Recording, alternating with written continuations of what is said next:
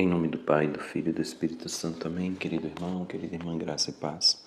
Acolhamos, meu irmão, minha irmã, a palavra santa de Deus, que hoje nos é dirigida aqui. Nós nos deixemos conduzir por esta palavra santa. Evangelho de Jesus Cristo, segundo João 5, de 31 a 47.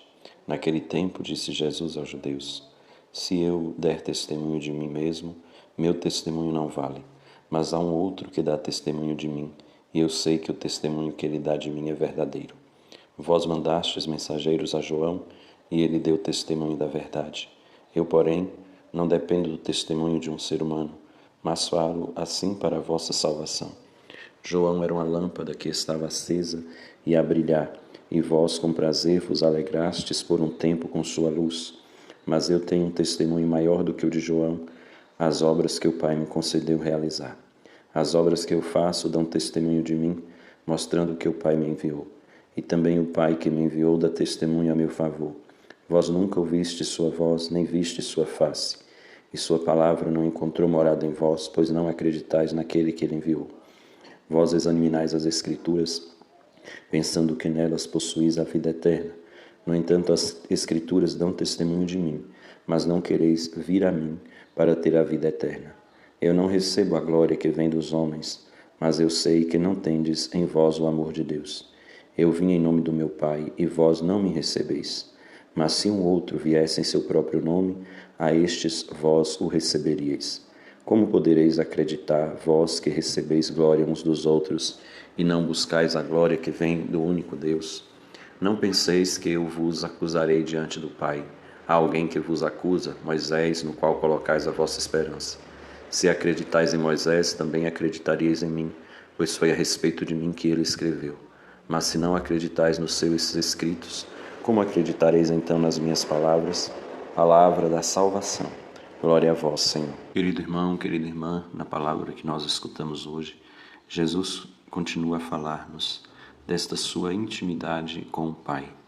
Aquilo que ele, Jesus, faz não é uma coisa da sua vontade, mas sim algo que está no coração da Trindade. É na comunhão trinitária que nasce a ação de Jesus, as palavras de Jesus. E esta Trindade Santa, Pai, Filho e Espírito Santo, faz realizar-se aquilo que Jesus coloca em prática no meio de nós.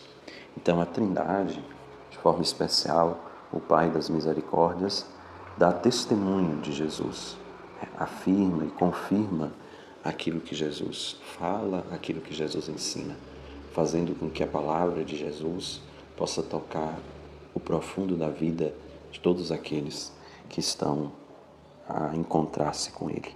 A palavra de Jesus, a ação de Jesus é confirmada pelo Pai.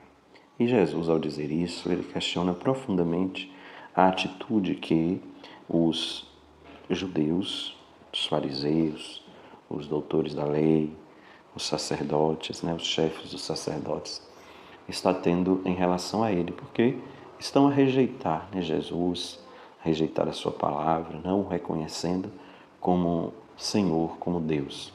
Então Jesus, ele com essas palavras dirigidas a nós, reafirmando que ele vem em nome do Pai, para dar testemunho do Pai, e que o seu testemunho é confirmado, sobretudo, pelas obras que o Pai ele realiza por meio dele. Ele questiona, então, todos esses homens e mulheres que o rejeitam neste tempo, porque eles dizem acreditar em Deus, mas não acreditam no Deus que assumiu a nossa humanidade, no Deus das misericórdias, que não olha somente de longe as nossas vidas, mas que assume a nossa vida para poder dar um sentido pleno à nossa existência.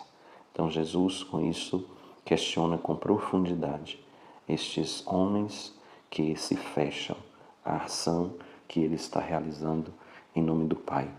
Como se ele chamasse a atenção dizendo: olha, vocês dizem acreditar em Deus, mas na verdade não existe uma verdadeira fé em vocês, porque vocês estão rejeitando aquele que foi enviado por Deus, aquele que é o Deus encarnado. Vocês estão rejeitando com isso a maior ação misericordiosa que Deus realiza em favor do seu povo, que é justamente o assumir a humanidade. Porque não existe, meus irmãos e irmãs, uma ação de maior força e misericórdia do que essa. Deus que rebaixa, que esvazia-se, que faz aquele processo que o apóstolo Paulo vai dizer aquênosis, o total esvaziamento de Deus para assumir a nossa humanidade e assim realizar em nós este projeto amoroso de redenção, de salvação.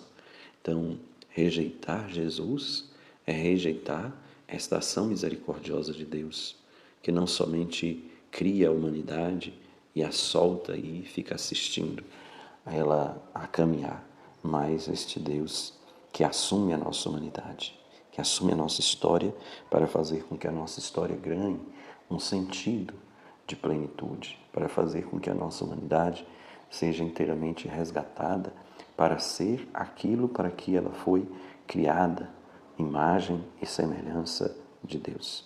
Então, rejeitar Jesus é rejeitar toda esta ação bondosa, misericordiosa de Deus no meio da humanidade. E Jesus, ele vai insistir nisto, dizendo, sobretudo, que ele veio em nome do Pai, em nome de Deus, é Deus. E que isto vai mostrar-se através das obras boas que ele realiza no meio da humanidade. É interessante que, se a gente observar, os que criticam Jesus criticam pelo bem que ele faz, Ele expulsa demônios, vão dizer que ele expulsa demônios em nome de Satanás. Ele cura as pessoas, vai dizer que ele está errado porque ele está curando num dia de sábado. Ele senta com as pessoas pecadoras, acolhe, e a acolhida é uma atitude boa, vão dizer que ele está errado porque ele está se aproximando dos pecadores.